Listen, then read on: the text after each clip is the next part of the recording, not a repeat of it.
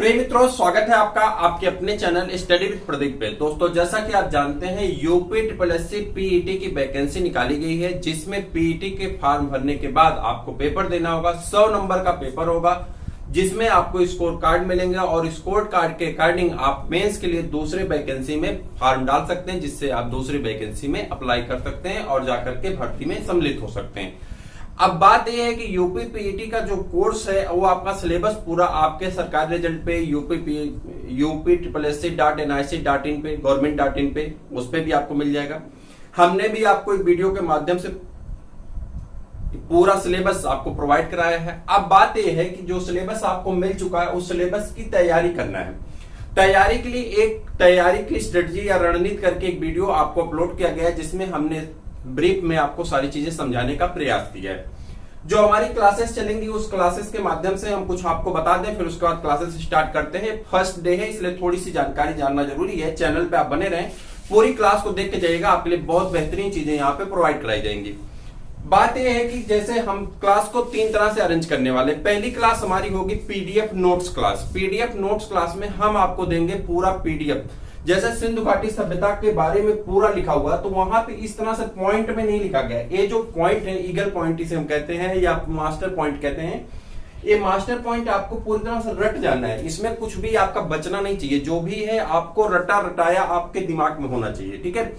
लेकिन जो आपको नोट्स पढ़ना होता है, उसमें नोट्स में अगर हम यही पॉइंट दे देंगे तो आपको समस्या ये एक पॉइंट पढ़ने में मजा नहीं आता है। तो नोट्स में आपको सारी चीजें डिटेल में लिखी गई हैं, एज ए जैसे स्टोरी तरह से, कहानी तरह से। आप आसानी से कहानी तरह उसे याद कर लेंगे। उसमें कुछ भी ऐसा नहीं लगेगा कि इतनी कठिन चीज थी।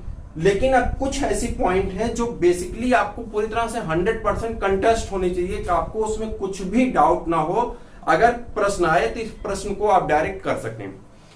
क्लास के 3 व्यू हैं। एक पीडीएफ नोट्स क्लास है जिसको हम आपको प्रोवाइड कराएंगे, पूरी क्लास आपको मिलेगी। उसमें आपको पूरा सिंधु घाटी सभ्यता जो यहाँ पे लिखा गया है, इसको हमने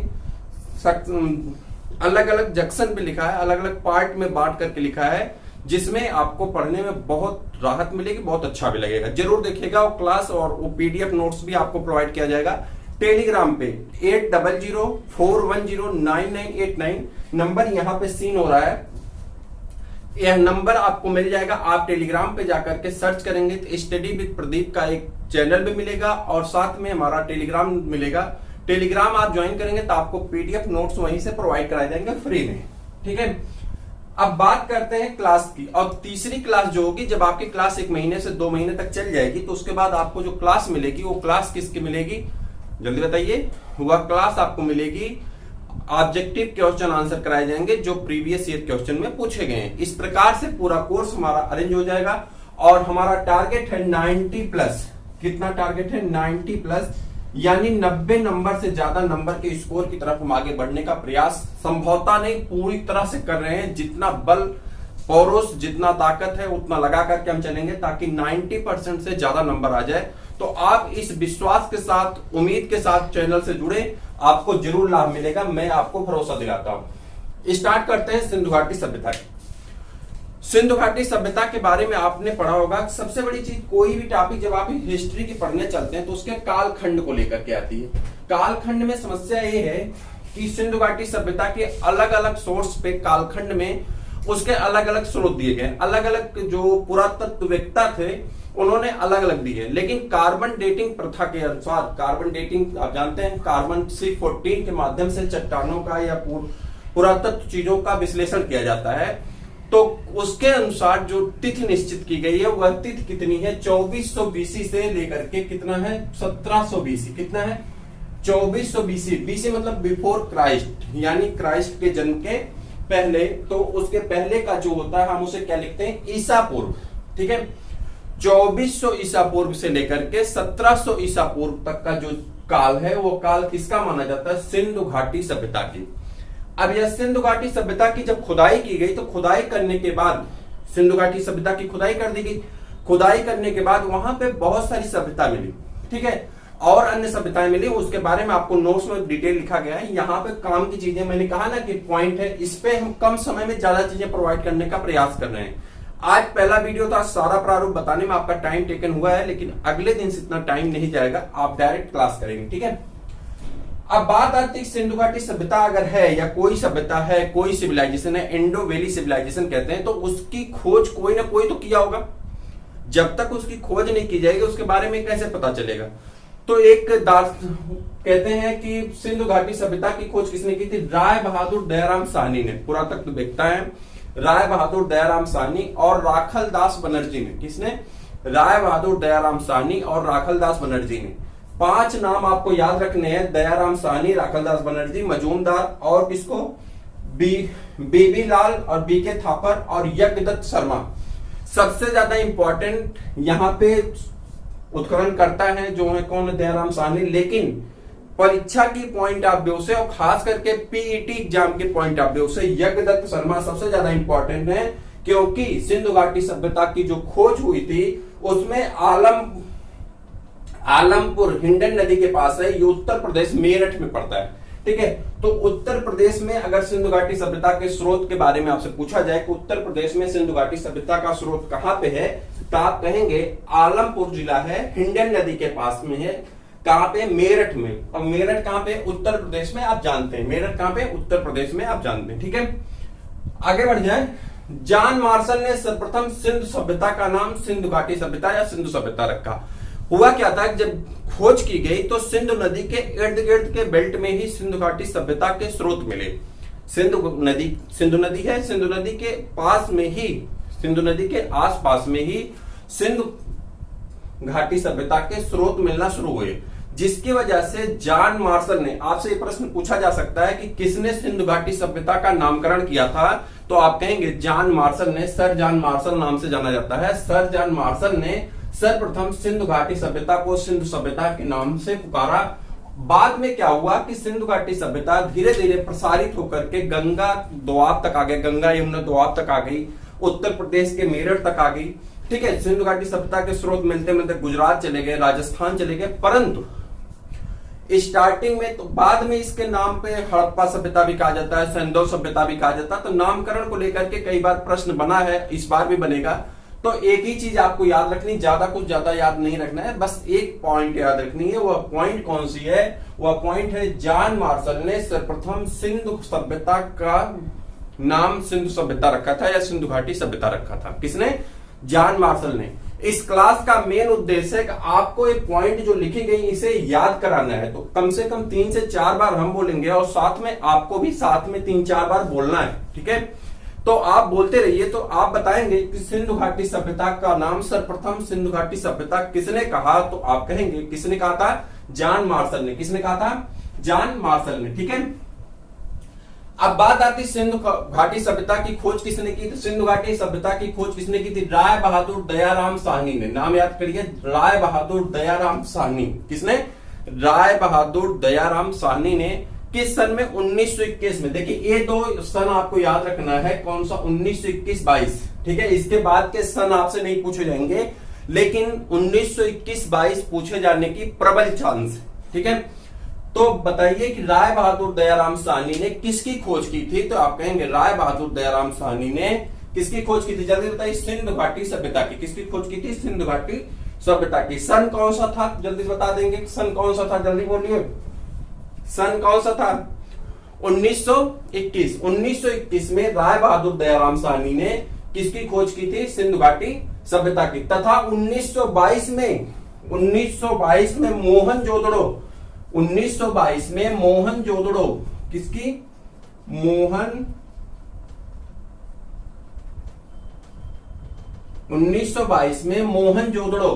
मोहनजोदड़ो की खोज किसने की थी? मोहनजोदड़ो की खोज 1922 ईस्वी में किसने की थी? आप बताइए। ये सब प्रश्न आए हुए प्रश्न है, लगातार एग्जाम में पूछे गए, पक्का पूछा जाएगा। 5 नंबर के प्रश्न के लिए आपको 7 चैप्टर पढ़ने हैं, तो ये प्रश्न पूछे जाएंगे। छोटे छोटे प्रश्न आपको छोटे दिखाई पड़ रहे हैं, लेकिन ये जब पूछा जाता है ना, मैच करने के लिए देता है, तो वहां पे आपके माइंड अपने आप 4 चक्कर खाने लगेंगे। तो उस चक्कर से बचने के लिए आपको क्या करना है? राखल दास बनर्जी ने किसकी खोज की थी? मोहनजोदड़ो की। किस सन में? 1922 में। कब? 1922 में। क्लियर है? चले आगे। अब सिंधु सभ्यता को एक और नाम से जाना जाता है, सिंधु सभ्यता को एक और नाम से जाना जाता है, उसे कांस्य युग कहते हैं। क्या कहते हैं? कांस्य युग कहते हैं। सिंधु सभ्यता को क्या कहते हैं? कांस्य युग के नाम से जाना जाता है। किस युग से नाम से जाना जाता है? कांस्य युग के नाम से जाना जाता है। किसको? सिंधु सभ्यता को कांस्य युग के नाम से जाना जाता है। जल्दी से बताइए, सिंधु सभ्यता को किस नाम से जाना जाता है? तो कांस्य युग के नाम से जाना जाता है। ठीक है। अब जो अगली पॉइंट है, यह पॉइंट आपके लिए बहुत इंपॉर्टेंट है, आप इसे कहीं नोट कर लें, क्योंकि ऊपर वाली पॉइंट तो आपको मिल जाएंगी। आपके जो वन लाइनर बुक होंगी, मैंने बताया था आपको वीडियो में, वन लाइनर जो बुक होंगी उसमें तो आपको ये सारी चीजें मिल जाएंगी, लेकिन ये पॉइंट आपको शायद मिलेगी, ये वाली पॉइंट आपके वन लाइनर की बुक में शायद मिलेगी। इसलिए यदि आपके पास पेपर कॉपी है तो उस पर नोट कर लीजिए, कहीं पे नोट कर लीजिए, ये आपको काम देगा और प्रश्न यहां से पूछा जाता है। ठीक है, ध्यान से पढ़िएगा, नोट करिए, हम पढ़ दे रहे हैं, नोट कर लीजिए, फिर उसके बाद इसके बारे में बताते हैं। चलें, सिंधु सभ्यता के का पश्चिमी स्थल, सिंधु सभ्यता का पश्चिमी स्थल यानी पश्चिम में, वेस्ट में पश्चिमी स्थल सुतकांगेडोर है। कौन है? सुतकांगेडोर। सिंधु सभ्यता का पश्चिमी स्थल कौन है? सिंधु सभ्यता का पश्चिमी स्थल कौन है? सुतकांगेडोर। ये कहां पड़ता है? बलूचिस्तान में। कहां पे? बलूचिस्तान में। ये प्रश्न पूछे जाते हैं। एक बार आपके आरओ के एग्जाम में, समीक्षा अधिकारी, सहायक समीक्षा अधिकारी में यह प्रश्न पूछा गया है और दे दिया गया था, सिंधु सभ्यता के स्थल और दिशा उसे मैच करना था। तो ये प्रश्न हो सकता है, प्रश्न का जो प्रारूप होता है मैच करा के बनते हैं, तो कहीं ये प्रश्न आ जाए, इसके लिए आप पूरी तरह से प्रिपेयर रहिए। सिंधु सभ्यता का पश्चिमी स्थल कौन है? सुतकांगेडोर। कौन है? सुतकांगेडोर। कहां पे है? पश्चिमी स्थल है। कहां पे पाया जाता है? बलूचिस्तान में। कहां पे? बलूचिस्तान में। अगर यह नहीं पूछा जाता तो कैसे पूछा जाएगा? सिंधु सभ्यता का पूर्वी स्थल कौन? क्योंकि उत्तर प्रदेश स्पेशल भी है आपके कोर्स में, तो सिंधु सभ्यता का पूर्वी स्थल आपसे करके पूछा जाएगा। तो सिंधु सभ्यता का पूर्वी स्थल कौन सा है? तो आप कहेंगे आलमगीरपुर, जिला मेरठ, यूपी। आलमगीरपुर, जिला मेरठ, यूपी, जो सिंधु सभ्यता का पूर्वी छोर है। ठीक है।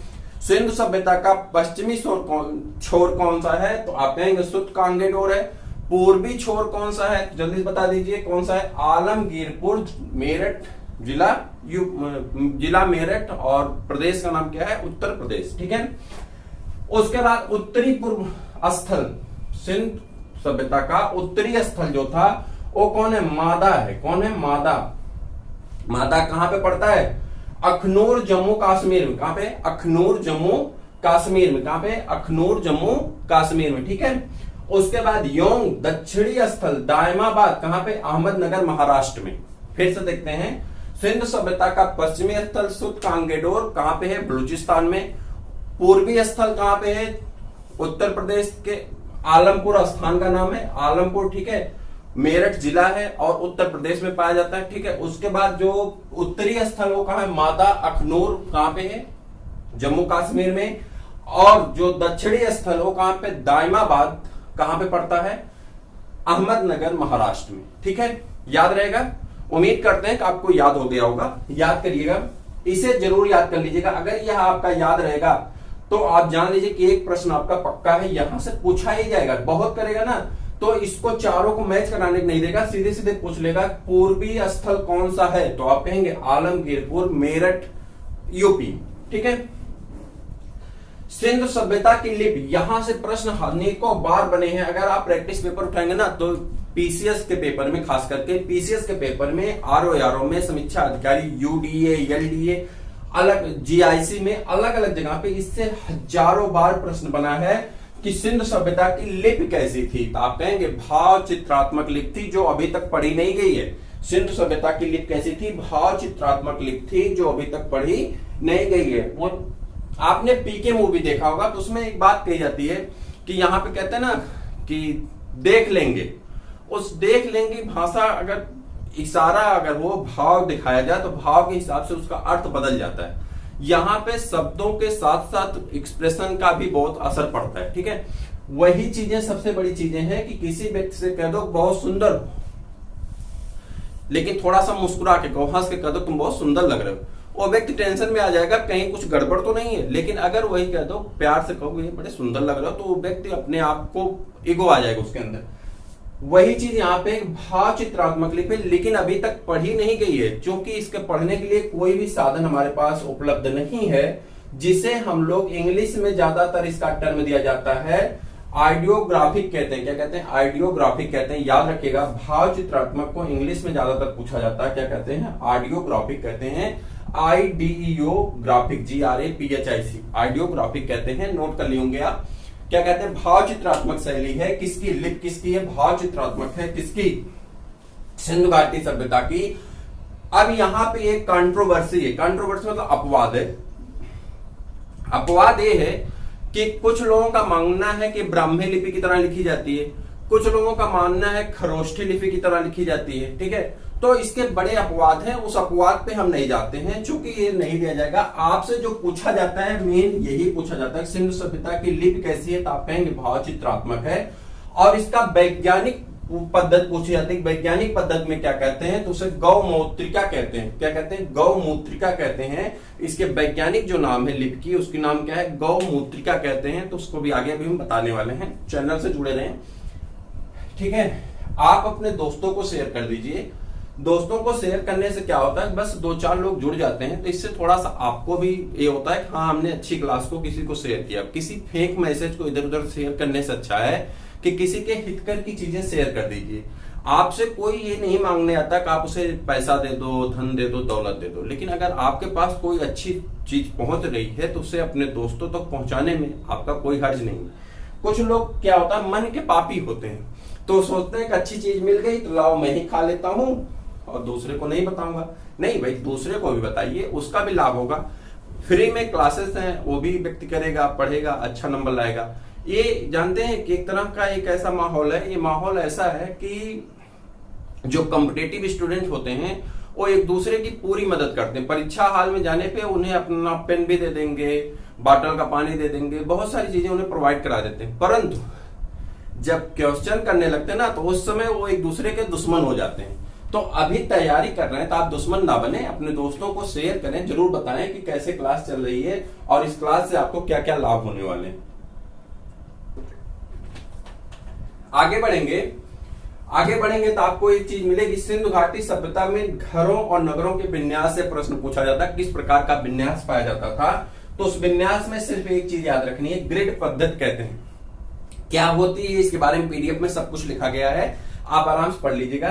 ठीक है, टाइम पास नहीं करना, बस क्वेश्चन कहां से क्लिक हो जाएंगे बस उतने ही देखना है। क्वेश्चन कहां से मिल जाएगा, क्वेश्चन कहां से सही कर सकते हैं प्रश्न को, उतना ही पकड़िए।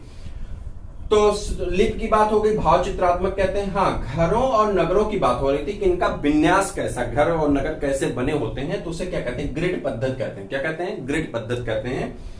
सिंधु सभ्यता की मुख्य फसल, देखिए सिंधु सभ्यता में बहुत सारी फसल उगाई जाती थी। जब आप पीडीएफ पढ़ेंगे तो उसमें लिखा गया है सिंधु सभ्यता के लोग दूध खाते थे, दूध से बने हुए पदार्थ खाते थे, सब्जियां उगाते थे, गेहूं उगाते थे, चावल उगाते थे, ठीक है, और जौ उगाते थे। उनके पास खेती बहुत ज्यादा करते थे। खेती ही मुख्य साधन था उनका। व्यवसाय का मुख्य साधन क्या था? कृषि था। और उनका विदेशों से भी संबंध था। पीडीएफ में सारी चीजें लिखी गई हैं, ठीक है, वहां पे आप पढ़ेंगे, कहानी तरह सब कुछ लिखा गया, बहुत आसान है। तो यहां पे आपको सिर्फ इतना रखना है कि सिंधु सभ्यता की जो मुख्य फसल थी वो कैसी थी? सिंधु सभ्यता की मुख्य फसल गेहूं और जौ थी। ठीक है, गेहूं और जौ, चूंकि जानते हैं जो सिंधु सभ्यता में रंगपुर और लोथल 2 जगह से चावल के दाने मिले। कहां से? रंगपुर से और लोथल से चावल के दाने मिले हैं, जिसके आधार पे कहा जाता है कि धान की भी खेती होती थी। लेकिन आपसे जो प्रश्न पूछा जाता है उसमें यह पूछा जाता है मुख्य फसल क्या थी। तो मुख्य फसल में आपका गेहूं और जौ है। ऑप्शन में कभी कभी गेहूं दे देता है, बी पे जौ दे देता है और सी पे दे देता है दोनों या इनमें से कोई नहीं। तो आप याद रखिएगा कि वहां पे गेहूं और जौ दोनों मुख्य फसल के अंतर्गत आते हैं। ठीक है, किसके? सिंधु सभ्यता के। क्लियर है? चले आगे बढ़े। मोहनजोदड़ो से प्राप्त एक सील मतलब पत्थर, एक पत्थर पर 3 मुख वाले देवता पशुपतनाथ भगवान शिव को कहते हैं आप। ठीक है, तो भगवान शिव की मूर्ति मिलती है। ठीक है, कहां पे? एक पत्थर की शिला है, उस पे 3 मुख है और उस मुख वाले देवता की मूर्ति मिलती है, जिसे पशुपतनाथ नाम दिया जाता है। पशुपतिनाथ की मूर्ति मिली है जिनके चारों ओर इसमें 4 जानवर हैं। क्या है? 4 जानवर हैं। और यहां से प्रश्न ऐसे पूछा जाता है कि पशुपतिनाथ की मूर्ति में या सिंधु सभ्यता से प्राप्त पशुपतिनाथ की मूर्ति में कौन सा जानवर नहीं था। ये नहीं पूछा जाए कौन सा जानवर था। प्रश्न को ध्यान सुनिए। सिंधु सभ्यता से प्राप्त पशुपतिनाथ की मूर्ति में कौन सा जानवर नहीं था, या किस जानवर का मुखौटा नहीं था, किस जानवर का चित्र नहीं था, कौन सा जानवर नहीं पाया जाता था, ये आपको दिग्भ्रमित करने वाली स्थिति खड़ी होती है। अब वहां पे आपका माइंड काम नहीं करता और आपसे गलत होने की चांसेस बहुत ज्यादा बढ़ जाते हैं। ऐसा आपके आरओ एग्जाम में कई बार पूछा गया है। और साथ में अगर मैं बता दूं तो यह क्वेश्चन रिपीट हुआ था। अगर आप इलाहाबाद का कलर का पेपर दिए होंगे, इलाहाबाद हाई कोर्ट का, तो वहां पे भी यह प्रश्न रिपीट हुआ है। और यही प्रश्न सेम यूपीएसआई वाले क्वेश्चन में रिपीट हुआ जिस तरह से मैं बता रहा हूं। कैसे पूछा गया कि सिंधु सभ्यता में प्राप्त पशुपतिनाथ के, यूपीएसआई 2016 वाला जो वैकेंसी फंसी हुई थी वो हो गई। अब तो क्या कहते हैं उसे, सिंधु सभ्यता से प्राप्त पशुपतिनाथ की मूर्ति में कौन सा पशु नहीं था। अब वहां पे अगर आप नहीं पे फोकस नहीं किए तो आपका नहीं हो जाएगा, नंबर गया और माइनस में भी जाएगा। हाँ, कौन कौन से पशु थे यहाँ पे जो थे उनके नाम लिखे गए थे। कौन कौन से पशु थे, तो ये सब थे में थे, ठीक है, लिखा गया। मूर्ति मिली थी जिसमें क्या लिखी थी, मूर्ति मिली थी जिसमें उनके चारों ओर हाथी, गैंडा, चीता और भैंसा। यहीं पे गलती होगी, ठीक है। हाथी, गैंडा, चीता और भैंसा, कितने जानवर थे? 4 जानवर थे पशुपतिनाथ की मूर्ति में।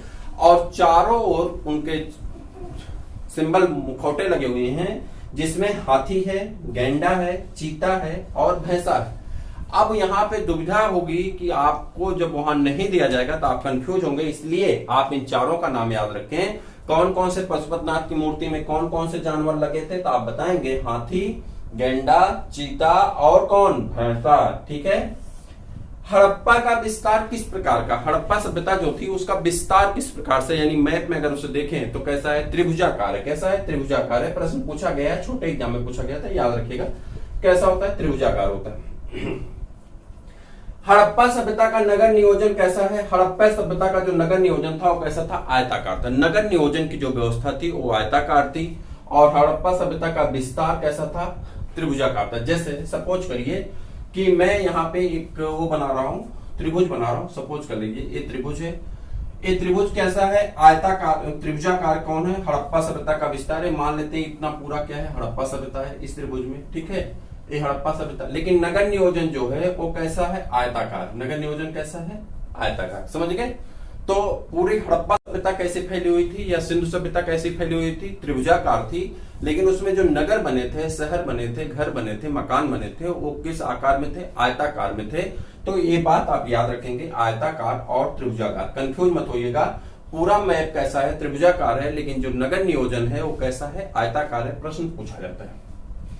लोथल और कालीबंगन से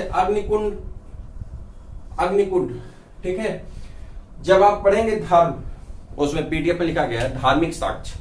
तो धार्मिक साक्ष्य में आप पढ़ेंगे कि जो सिंधुवासी थे, सिंधुवासी सूर्य की उपासना करते थे। वहां पे मिट्टी में बनी हुई बहुत सारी मूर्तियां मिली हैं जिसके ऊपर ऐसे ऐसे तीर निकलते हुए दिखाई पड़ रहे हैं, यानी ऊपर एक चक्र बना है और चक्र से किरणों को प्रसारित करते हुए दिखाया गया, जैसे आप सूर्य का मैप बनाते हैं मैप में, उस तरह से। तो उसे, और वहां पे बहुत सारे अग्निकुंड बने हुए हैं। अग्निकुंड जहां पे आपके हवन वगैरह किए जाते हैं। आप देखे होंगे घर पे ऐसे त्रिभुजाकार हवन कुंड बनते हैं जब आपके घर पे पूजा पाठ होती होगी। जो लोग हिंदू हैं वो लोग किए होंगे, तो उसमें देखे होंगे कि यहाँ पे आपके ईंट लगा दिए जाते हैं और ईंट लगा करके इसको पूरा क्या किया जाता है, गहरा बना देते हैं और इसी में लकड़ियां डाल करके समाधि कहते हैं, ठीक है। हवन में यूज होने वाली लकड़ी को क्या कहते हैं, समाधि कहते हैं, सॉरी समिष्ठा कहते हैं। क्या कहते हैं, समिष्ठा कहते हैं। हवन में उपयोग होने वाली लकड़ी को क्या कहते हैं, समिष्ठा कहते हैं। समाधि नहीं, समिष्ठा कहते हैं, माफ करिएगा, समिष्ठा कहते हैं। तो उस समिष्ठा को डाल देते हैं और डालने के बाद आप क्या करते हैं, यहाँ पे हवन शुरू कर देते हैं। क्लियर है। तो इस तरह से बहुत सारे अग्निकुंड मिले हैं। अग्निकुंड से क्या पता चला कि यहाँ पे अग्नि की पूजा होती, यानी अग्नि देवता की पूजा होती थी। और सूर्य की मूर्ति बहुत सारी मिट्टी पे बनी हुई मिली, जिससे ये पता चल जाता है कि यहाँ पे क्या होता था, सूर्य देव की भी पूजा की जाती थी। लोथल जब जाएंगे, लोथल में और चनहुतड़ों में मनके बनाने के कारखाने मिले हैं, ठीक है। रंगपुर लोथल से चावल के दाने मिले, जैसा कि मैंने पहले ही आपसे चर्चा किया। वृक्ष पूजा और शिव पूजा की भी चर्चा की गई। पीपल की पत्ती मिट्टियों पे बनाई गई हैं। पीपल और साथ में स्त्रियों को दिखाया गया है, पीपल के साथ स्त्रियों को दिखाया गया, मतलब पूजा करते हुए। जैसे आज की प्रथा है ना कि शनिवार को पीपल में धागा बांधते हैं लोग, जाकर के जल देते हैं, उसी प्रकार से स्त्रियों को पीपल के वृक्ष के पास, पीपल का वृक्ष बना करके वहां पे स्त्रियों को खड़ा करके, देखिए सिंधु घाटी सभ्यता के जो साक्ष्य मिले हैं वो साक्ष्य सिर्फ कल्पनाओं पे हैं। कल्पना ये चूंकि वो लिख कैसी भाव चित्रात्मक और पढ़ी गई नहीं है, तो जब पढ़ी नहीं गई तो हम बता नहीं सकते क्या लिखा गया था। तो वहां क्या हुआ, पीपल का वृक्ष बना है और पीपल के वृक्ष के चारों तरफ औरतें बैठी हुई हैं, जिससे ये पता चलता है कि वृक्ष पूजा भी करती थी। क्या करती थी? वृक्ष पूजा की जाती थी। पीपल भी है, आम है, नीम है, बहुत सारे पेड़ पाए जाते थे, लेकिन पीपल के वृक्ष की पत्तियां बना करके मिट्टियों पे दिखाई गई, जिससे उम्मीद की जाती है पीपल वृक्ष की पूजा की जाती थी। तो वृक्ष पूजा और शिव पूजा, जैसा पशुपतिनाथ आप आ गए, शिव को कहते हैं, तो पशुपतिनाथ शिव की भी पूजा की जाती थी। लिंग मिले हैं, बहुत सारे लिंग मिले हैं, शिवलिंग जिसे कहते हैं, तो उसकी पूजा की जाती थी। और स्त्रीलिंग भी मिली है। स्त्रीलिंग को योनि कहा जाता था। छोटे छोटे सीपी होते थे। सीपी आपने नदियों में देखा होगा, सीपी कहते हैं, ऐसे छोटे से होते हैं, इस तरह के शेप होते हैं, योनियो कहा जाता है उसे। जो लोग विज्ञान, जो विज्ञान वाले होंगे जानेंगे, यूनियो कहा जाता था। तो उसे क्या होता था कि उसके ऊपर कैल्शियम कार्बोनेट की परत चढ़ी होती है, ठीक है। कैल्शियम कार्बोनेट, चूना पत्थर कहते हैं कैल्शियम कार्बोनेट, ठीक है। तो वो बड़ी कठोर होती कवच। इसी के अंदर बहुत सॉफ्ट मोलस्का का जो जितने जंतु होते हैं, मोलस्का ग्रुप में आता है, मोलस्का संघ के जितने भी जंतु होते हैं बहुत मुलायम होते हैं। तो उसके ऊपर एक, जैसे आपने पाइला देखा होगा, ठीक है, पाइला घोघा जिसे कहते हैं, तो उसके ऊपर देखेंगे यूनियो के ऊपर ऐसे सीपी बनी हुई, ठीक। सीपी को, इसे पहले नदियों में छोटी छोटी सीपी मिलती थी, तो सीपी को लोग निकाल के लाते थे, तो उसे रगड़ करके आम आप खाए होंगे, जिसे छिकुला बना करके, ठीक है। तो हो सकता है जो लोग ग्रामीण सेक्टर से बिलोंग करते हैं खाए होंगे, शहर वाले ये सब आनंद कहाँ पाते हैं, ठीक है। तो उसे यूनियो कहते हैं। तो बहुत सारे यूनिया पाई गई हैं, जिसे लोग माला के रूप में, माला में लगाते हैं, माला में लगा के पहनते थे, जिससे ये पता चलता है कि ये लोग लिंग की पूजा करते थे। तो शिवलिंग मिले हैं, तो शिव की पूजा, और लिंग स्त्रीलिंग की भी पूजा करते थे, चूंकि मात्र सत्तात्मक प्रधानता थी। सिंधुवासी कैसे थे? मात्र सत्तात्मक थे, ठीक है। तो मात्र सत्तात्मक प्रथा के कारण वहां पे शिवलिंग की पूजा की जाती है। तो जो स्त्री का प्रतीक है, लिंग जो योनि होती है, वो किसका प्रतीक है? स्त्री का प्रतीक है। तो मात्र सत्तात्मक की पूजा की जाती थी और शिवलिंग की भी पूजा की जाती थी, ठीक है। तो वृक्ष पूजा और शिव पूजा, ये सब पीडीएफ में लिखा गया, आप पढ़ेंगे तो अच्छा लगेगा, ठीक। स्वास्तिक चिन्ह आप देखे होंगे, स्वास्तिक चिन्ह कैसे बनता है? तो ये जो स्वास्तिक चिन्ह होता है, जिसे ओम भी पढ़ा जाता है, स्वास्तिक चिन्ह का प्रमाण कहां से मिलता है? हड़प्पा के दिन। कहां से? हड़प्पा के दिन। स्वास्तिक चिन्ह किसके दिन है? हड़प्पा के दिन, ठीक है।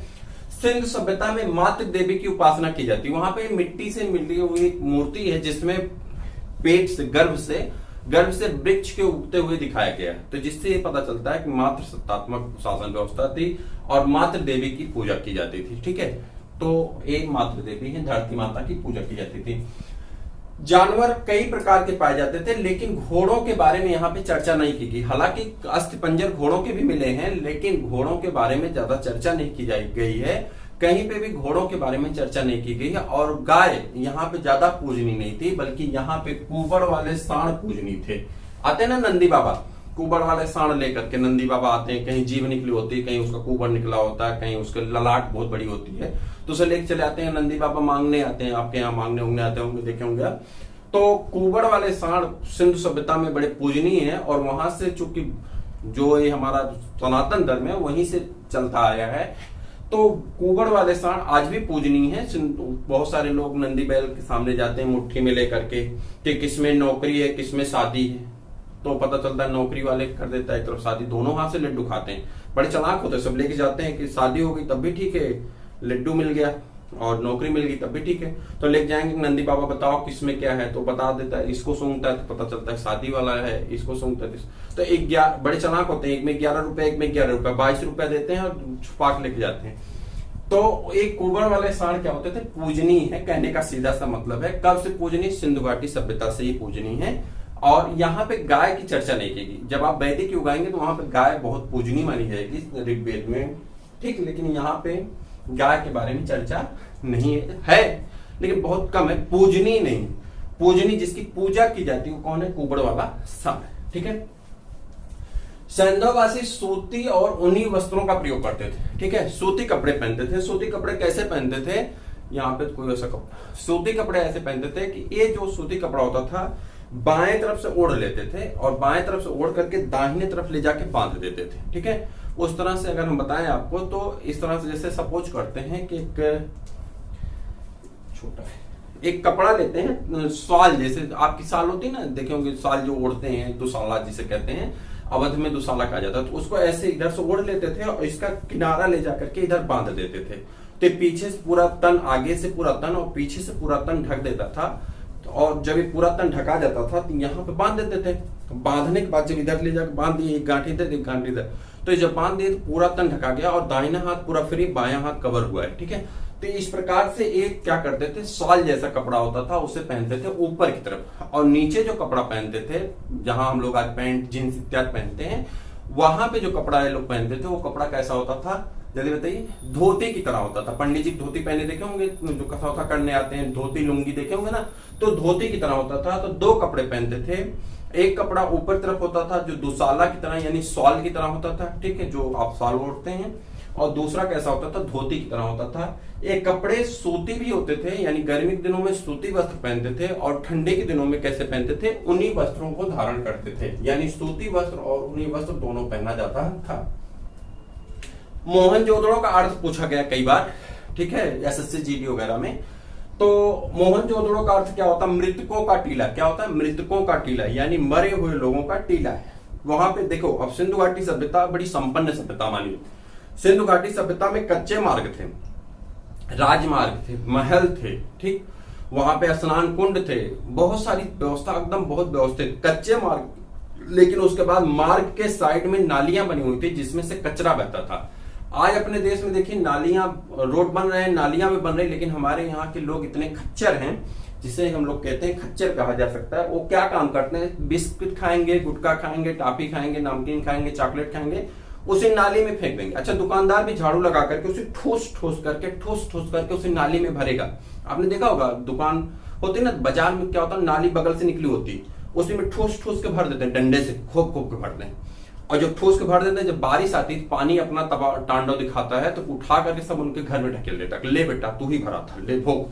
तो उसमें क्या करते हैं, तो ये लोग भी क्या होता था, कच्चे मार्ग पाए जाते थे, लेकिन कच्चे मार्ग के किनारे पे नालियां बनी होती थी, जो नालियां ढकी होती थी, जिससे क्या होता था, जो कचरा होता था, और उसमें सेप्टिक टैंक बनाते थे। सेप्टिक टैंक आप जानते हैं ना, जिस टैंक में कचरा बैठ जाता था, पानी बहते हुए जाता था, कचरा बैठ जाता था, तो वो कचरा बैठता जाता है, पानी बह जाता था। तो सेप्टिक टैंक और ढके होते थे, जिससे रोग नहीं फैलते थे। बड़ी सिविलाइजेशन वाली सभ्यता पाई जाती सिंधु घाटी सभ्यता में। लेकिन इसका विनाश हो गया धीरे धीरे, और जब विनाश हुआ तो सबके सब मर गए, ठीक है। अलग अलग लोग माने, किसी ने माना कि जल प्लाव के द्वारा, मतलब बाढ़ आ गई, डूब के मर गए, किसी ने माना विदेशों का आक्रमण हो गया, किसी ने माना भूकंप आ गया।